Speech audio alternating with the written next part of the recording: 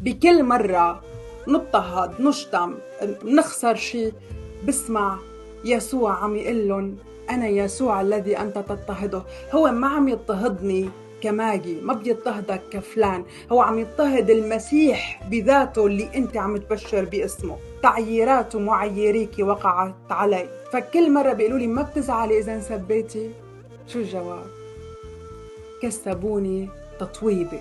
وطالما عم يحارب هو عني، طالما حاملني ولليوم عم بتنفس بعد مضي 6 سنين متواصلة وبازدياد وبنصرة بفرح بثبات بسلام بعظائم عجائب بتخليص نفوس، كل مين شافه قال لي كأننا عم نشهد عصر الرسل والكنيسة الأولى. إذا إجا مع اضطهاد بحسبه نصر، إكليل رح ينحط على راسي لما بيجي المسيح على السحاب لحتى ترفع كنيسته اللي كانت مضطهدة على الأرض لتملك معه للأبد.